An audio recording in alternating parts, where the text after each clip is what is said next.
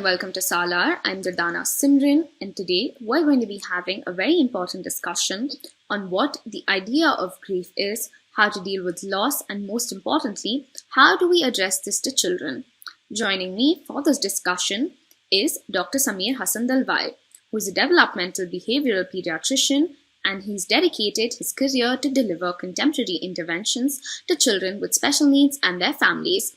He is the recipient of the Government of India's Rajiv Gandhi Manav Seva Award for services to children in 2012. Dr. Dalwai is the founder, director, and consultant at New Horizons Child Development Center in Mumbai, which is a development pediatrician-led multidisciplinary team with 5 centers and an online intervention program for children with special needs. Welcome, Dr. Samir. Thank you for doing this with us. Hi, dear. So, over the last 2 years, due to the pandemic, the world has dealt with the idea of grief collectively, right? And I want to dive right in and ask you to simplify what is grief for our audience, because there's a difference between sadness and grief. So if we could start this interview by sort of, simplifying it, it would help. Right. So that's a good question to start with. Sadness is a mood, it's a feeling that you have. Whereas grief has a bigger connotation. Grief has a social connotation. It has a sense of loss. It has a sense of tragedy. It has a sense of misfortune. And of course, sadness is a part of it, but not all grief may have sadness. Right. So the idea is that, rather what we're looking at now in the middle of this pandemic is that there has been so much of loss. There has been so many loss of lives, and people have lost a near and dear ones. And as that happens, anytime we lose somebody near and dear ones, there is grief. There is grief at your loss. You are grieving at your loss. You will not necessarily be expressing it by crying out loud. There are many people who don't express their grief that way. There may be some who may experience their grief only by speaking about it, or some who may prefer not to say anything about it. Whereas sadness is just a mood you may feel, even if there is no grief. I mean, I may be having no reason to feel sad or no reason to grieve, but I may feel sad. So sadness persistently, I mean, of course, all of us feel sad from time to time, but persistent sadness is a kind of a mood disorder. Sadness persistent without, equally appropriate reason for it, pertaining for a long time, pervasive across different situations, would lead to us to suspect something like depression or a mood disorder. Whereas grief is very specifically issue related. So I think that's where we need to look at the difference. Okay, so you mentioned that grief is also related to loss, right? And loss is the way that we've been seeing the world in the last 2 years, especially with the pandemic, like we mentioned. So how has it changed when, people dealt with it collectively? Could we say that we were all in it together, so it kind of became easier to empathize with everyone? Or what are the different ways that one could generally deal with grief?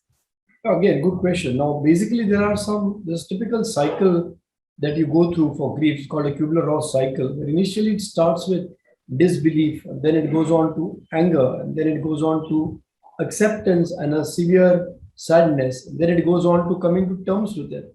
And finally, you go on to accepting it and moving on. So this is a typical Kubler-Ross cycle of grief that has been described. And the other stages you go through. Now, what happens is typically if there is an individual loss, you have your friends, you have your family, you have your relatives, you have your distant family and friends and colleagues who can support you. The problem with the pandemic was all of us were probably having a similar situation at the same time. Right. Also, along with the loss of lives, there was loss of livelihood, and more than that, there was a change in the lifestyle, right? There was a sudden change in the lifestyle which we had never ever experienced. The sudden kind of gloom and foreboding that was going on all around. And hence, I feel that on many levels, this was a very bad situation because all of us were going through the same thing. We didn't have our cousins or our friends or our mentors to reach out to because they were probably going through the same thing. At the same time, as you mentioned, because you did feel that everybody else was going through the same thing, maybe there was an easier sense of empathy to connect with a larger issue. I think both those things are very important. Yeah. And like you rightly mentioned, when you deal with loss, the first thing is disbelief, right? So, how is it? And the way you just mentioned the stages, it goes from disbelief to anger, and then the last stage is moving on. So, usually, how long is the period for someone to, can we actually ever let go or move on from the sense of loss, or does it always stay with you? I know this is more of a philosophical question than, you know, a very like practical one.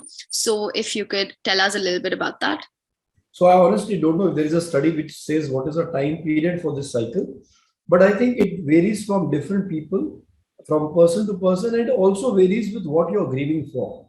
So Right, somebody may grieve the loss of a parent. A child at 5 years old who loses a parent will have a completely different way because his or her understanding of the situation is different. Somebody at right. 18 may have a totally different way of reacting it, and Hmm. somebody at 50 or 60 who loses a parent will have a different way of grieving for it. Right, So it depends on the age of the person, the maturity level of the person, the experiences of the person. It right, also depends on the relationship that this person shared with that person, right. one that you have lost. So it's Mhm. very unique to the relationship between those two individuals. So it may not be the same for a parent with all the children. All the siblings may not experience the grief in the same way. And Right. thirdly, it also depends on what else are we going through at that point of time. So there is something else that is on our mind, something else that is unfortunate happening. It Mhm. compounds the stress or the grief that we have, and that also impacts our ability to deal with it. At the same time, if there is some amount of positivity, there is some amount of counseling. It doesn't mean professional counseling, but some amount of help that we get in terms of support from people. It Right. helps. Religion in India, well, all across the world, maybe it's a very important issue because typically you say Bhagwan ke paas gaye, he's gone to the house of God. So Correct. we already, with the sense of loss is also the fear. Where is this person gone? So Yeah. religion gives us that good thing. Okay, he's gone to a good place or she's gone to a good place. So I think all these socio-cultural aspects, as well as individual behavior, individual this development that you have gone through, your own baggage, all of this combines to how you deal with it. Right. And as you mentioned, like, in India, with the sense of dealing with loss because of the socio-cultural aspect could be a little different as to how it is compared to the West. Now, but again, the feeling of loss would obviously be same throughout, right? But coming to in terms of getting help, let's say after you deal with loss, you would want to talk about it. You'd want to ask for professional help and you go to a psychologist, but there are also grief counselors that are available. So what is the difference between the two? How should one be able to approach a grief counselor? Is that even a thing in India right now? Is it as common to hear? Because even with mental health, right, it's just so difficult to even have that conversation and address saying that I want to seek professional help. So how does one go about it? How do you know the difference that, okay, no, this time I need to go to a grief counselor versus instead of going to a psychologist? Well, it's a matter of specialization, isn't it? What you are comfortable dealing with and what is your expertise in and your experience in dealing with an issue. So I think somebody who specializes only in this particular aspect would be a grief counselor. I Mm-hmm. think it's very important to note the context of what you said, that people aren't willing to go out and reach out to help because there's such a stigma around mental health in India even now. So Right. I think the issue also traditionally is that we have our own support systems. Unfortunately, countries like India, which are so well connected in terms of family, and there's so much of Mhm. importance to family and relatives and to society as a whole, it's much more cohesive than, say, perhaps the Western countries, where I think the incidence of loneliness and not being so much connected. Of course, in some Western cultures, probably Italy, if you say, or some European cultures, there is a very strong degree of cohesiveness as there is in India. So what happens is that typically when we look at a very closely knit family and there's so much of support all around, we need people to identify with and we need people to identify with us. So this identification or identifying with somebody actually itself is a very big source of support because you Correct. know that you are not in it yourself alone.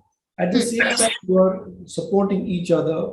Everybody is going through a different way of dealing with their grief, like I said, or experiencing grief in a different way. Right. So it's quite it's like a lattice that fits in very well, and you are able to pick that up. The Right. problem that, and then of course, if somebody, it takes, like I mentioned, if the relationship is really, really very special, or this person is somebody who is not able to deal with the loss and move on maybe over a period of a few weeks, Hmm. then there would be an issue that you need to consult a specialist. There are a couple of important differences culturally as well. In Mm-hmm. the West, bereavement and grief is an understood and an accepted issue. So bereavement is accepted and looked upon as necessary, and you look at allowing the family to grieve. Right. Whereas in India, unfortunately, or some other cultures, let's put it that way, Hmm. it's not seen as manly enough maybe to grieve or to cry. And Right. unfortunately, there are these terrible gender biases where you see a boy crying and you say, "Don't cry like a girl." I mean, that's terrible. That's terrible. It's not the Yeah. way. But unfortunately, that's what the culture is seen. You are not man enough if you cry. Hmm. So, expressing your grief in the way that you're comfortable with may not be Yeah. acceptable in the norms of society. Whereas in the West, it's considered, I mean, if you look at the entire, it's planned and it's organized in a way that you're allowed to express, you're allowed to speak. Right. There are these events where you're expected to speak for the person you have lost. I think that's a very healthy way because it allows you a way to express yourself and allows you to express your emotions. Whereas in other cultures where it is not expected to do this, I've seen people ending up bottling up their grief, especially men. Right. Then that does, it's not very healthy because it stays bottled up, bubbling beneath the surface, and it might explode in unexpected areas. So I think it's very important to get into this culture where we expect and allow people to grieve. At the same time, even in India, there are these typical customs where everybody would go to a person's house who has lost somebody. They would sit there. There are some communities where you don't cook in the house where you have lost somebody, but your neighbors will see to it that you have enough food in the house and they will bring across. In some cultures, you have to serve food to the people who have come, and Right. you may have to set up a kitchen in fact to set that up. So all these rituals, I mean, whatever we may call them, at the end of the day, because there's a ritual to follow, again, that's something that keeps you occupied. And again, that's a different way of showing our grief. Right. So You brought up these are a different methods culturally, and I believe we are best tuned to the culture that we are, right. except the fact that we should not consider that you cannot express your grief or you are not, it's not manly enough. Yeah. So you brought up a very important point, which said that there are stereotypes which while growing up for children as well, which are attached. Like you automatically, if it's a girl, you say you're supposed to like pink. If it's a boy, you're supposed to like blue. Things like that. Or if you're a boy, you're not supposed to cry. It's a weakness, and that also adds on to the way that you grow up and deal with the sense of grief or loss or whatever concepts and emotions that you are taught, right? So what I want to ask you is, because you specialize with children, how is it different for adults to deal with it, with the idea of loss versus children? That's the first thing. And how can we address this concept to children while they're growing up? Because only when your foundation is sort of like stronger, I'd say, in terms of what you think of emotions or feel a lot more, can you actually empathize as an adult. So what are your thoughts on that? Well, the first question is much more easier. Children perceive loss or grief in a much different way as compared to adults because of the uncertainty. They themselves Mhm. are not sure about. I mean, a child below 5 or 6 would not perhaps understand the concept of death as a permanent loss, whereas Right. an adolescent who perhaps has seen a lot of these things would be able to take it in a different way. The Mm-hmm. trouble with in India, we assume that children should be shielded from all these things, and very often, so in the last couple of year or so now, I've Yeah. had frantic phone calls from relatives saying that okay, this 5-year-old child or 4-year-old child has lost his father, and Hmm. there was this particularly distressing matter Yeah. where there was a father who was on the a shippy who come back from the ship because his parents were both stuck with COVID and he flew down and he was taking care of them, and both the senior citizens fortunately recovered. Unfortunately, he contracted COVID in the hospital and he passed away. Okay. And the other part was that his wife also contracted COVID and Mm-hmm. then she had to be quarantined in isolation. And now the mother's sister and her brother-in-law or her husband rather were left with the custody of this child or in their protection. and they had no clue what to tell the child. Hmm. Because the father had just come a few days back and he used to go to the hospital to look after his parents. And then when he fell ill, he just kind of told the son, I'm just going to the hospital and I'll be Right. back. And he was talking on the video with his kid. And as we know, suddenly things deteriorate. And then suddenly from one day, there were no calls. And the Right. child was left nonplussed what's happening. Hmm. So they had told him that your father had to take a flight and go back immediately because he was needed to go on the ship. Hmm. And I asked him, why would you do that? He said, because we don't want him to know because his mother is not well. I mean, she is herself quarantined. And Right. he's a very emotional child. He's very attached to his father. I mean, well, who isn't? But well, Yeah. he's very attached. So it's our fear about not knowing how to deal with it. Now, this family, this couple, I mean, the cousin, the brother and brother, sister and brother-in-law, highly educated people had no clue how to Hmm. deal with this. And that's because in our culture, we try to downplay these things and never talk about it. We brush them under the carpet. Right. I have to counsel them that look, sooner or later he has to know about it. Hmm. The earlier he knows, the better it will be for him because he'll go through it. Right. And at the end of the day, if he first case scenario, if he hears about it from somebody else, Hmm. he is going to start distrusting you. It's like adoption. It's best Right. to tell the child right away that he's adopted. Because if he comes to know from somebody else, Hmm. then in fact he thinks his adopted parents have lied to him, and it really is a huge source of a loss of trust in people around. Right. So these were the issues that came up very commonly during the pandemic because there were so many sudden deaths and people Hmm. were not prepared or in a situation. And then again, the other parent was also incapacitated. So Right. especially in the pandemic where both the people were affected, this has been Yeah. very, very difficult. So what we advise the parents or the families rather is let the child be exposed to what's happening. If the dad or the parent or a grandparent has gone to the hospital, let the child know that he's Hmm. not. And you can always say, okay, we need to wish him the best, we need to pray for him. So the child has some mental idea about the fact that things are not going well, if at all they're So, not. right. So the first point is that in terms of the parenting style, you have to be extremely honest with your child, no matter what age they are. And correct me if I'm wrong. Just basically treat them as an adult as well, right? By saying it what it is, saying it like what it is. So let's say they are dealing with this, then they just know that this is what it is instead of saying, oh, like, because we hide it from children thinking that we're trying to save them. But like you said, it's better to just say it like what it is by saying that they're in the hospital or we've lost them, maybe not with the seriousness of it, but it's just better to explain it in a sense that they understand that this person may not come back. Of course, but the way you break it to the child is also very important. It cannot be like a very straightforward Right. sentence where you just tell them what happened because very likely they won't fathom what happened. So the Right. way you tell the child has to be age appropriate, appropriate to the level of understanding of this particular child. I work a lot with children with special needs who may be 11 or 12 years old but may not understand this because they are cognitively impaired. So you Yeah. need to break it to the child as gently as possible, as Hmm. lovingly as possible. But it's very important for you to be there to support the child. So Right. it's not the breaking of the news that's as important as the fact that we are here. We are here with you. So Hmm. we understand what you feel. We completely Right. understand your feelings. So being there, and Hmm. a younger child may not understand so much of verbalization, but they Right. understand the physical touch. They understand the touch. They understand when you hug them, when you hold them, when you Hmm. are with them. So it's a lot about physicality in younger children. So Okay. being with them all the time, not leaving them alone, Right. allowing them to carry on with the day-to-day activity is also very important. At the Hmm. same time, there are rituals and very elaborate ones in India, as we know. Yeah. Allowing them to participate in the rituals if the child is ready. It's very important because it allows the child to participate and be a part of it and not feel left out. Some Right. children cannot be comfortable. They need not be forced to attend either. Some who Hmm. are comfortable should be allowed to do whatever they are comfortable. Okay. Having done that, very often after the rituals, maybe where the child has still not fathomed and may ask what happened. Hmm. So we have our own cultural, stories to fall back on, where generally we say he's gone to God's house or he's gone to a. Yeah. It's very important that they need some kind of a closure because they don't understand the concept of that very easily.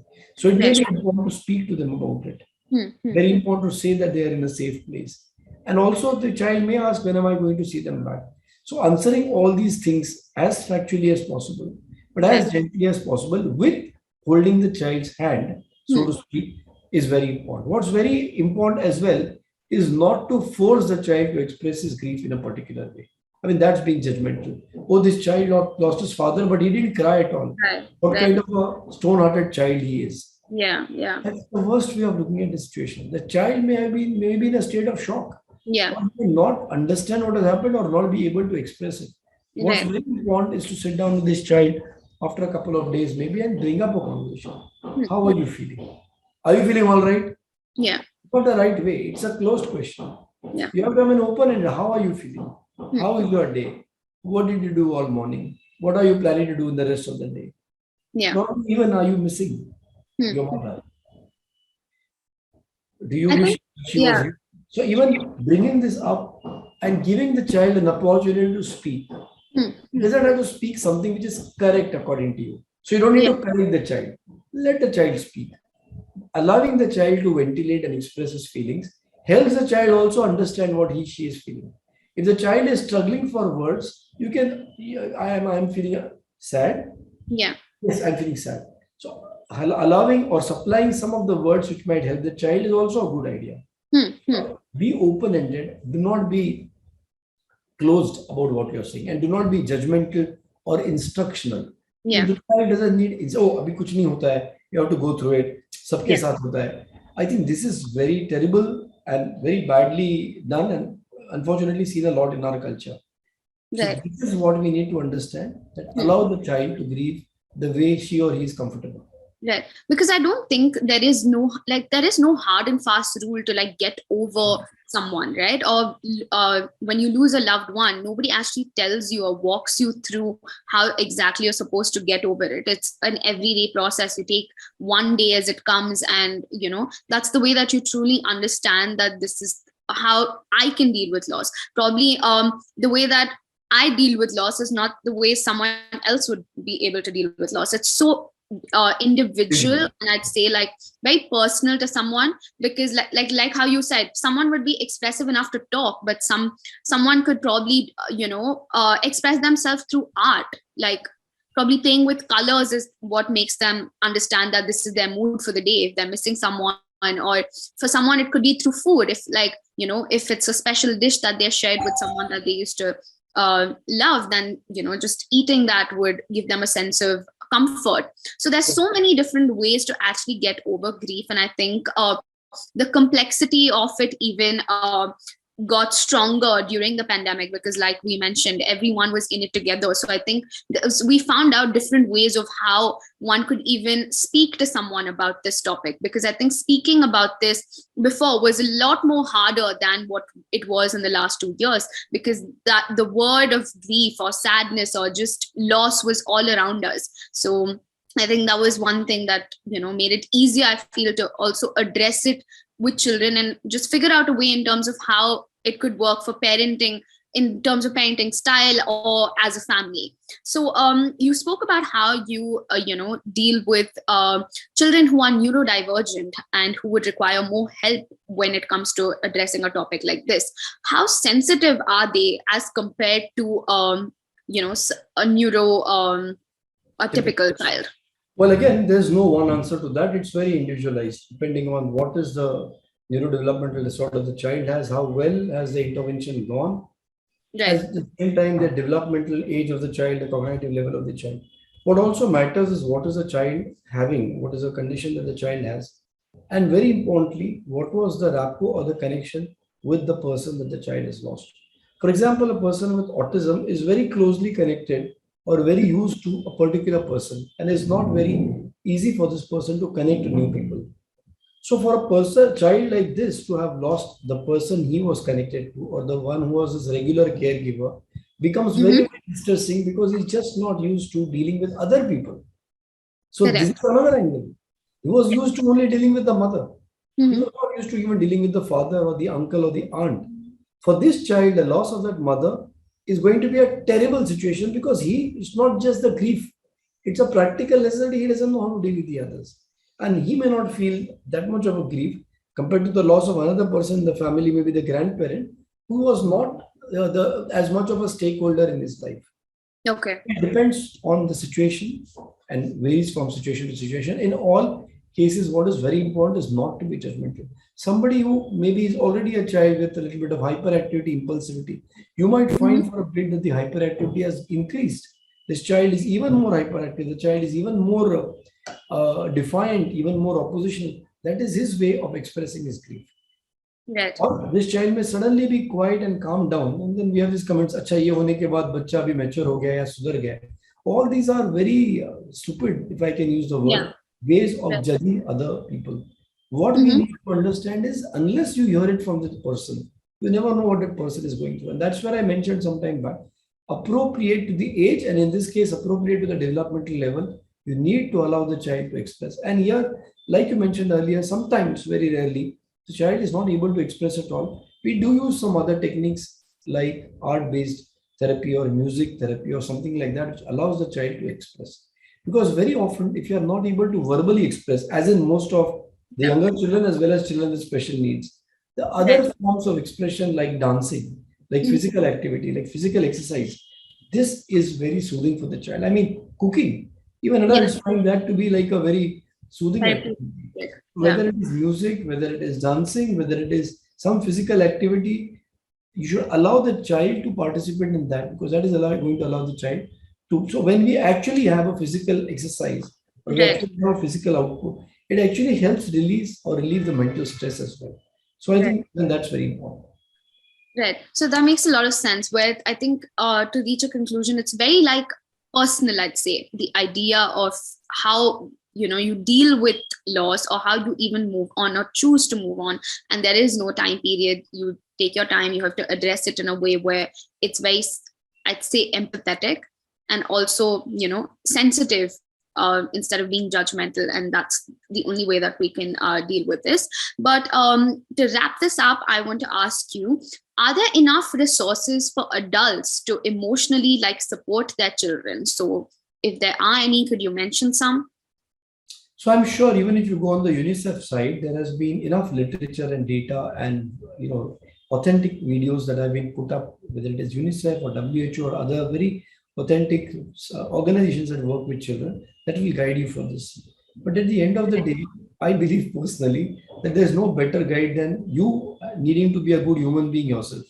Being a good human being doesn't mean your educational level or your financial level. It's about how well, how good you are able to empathize with others.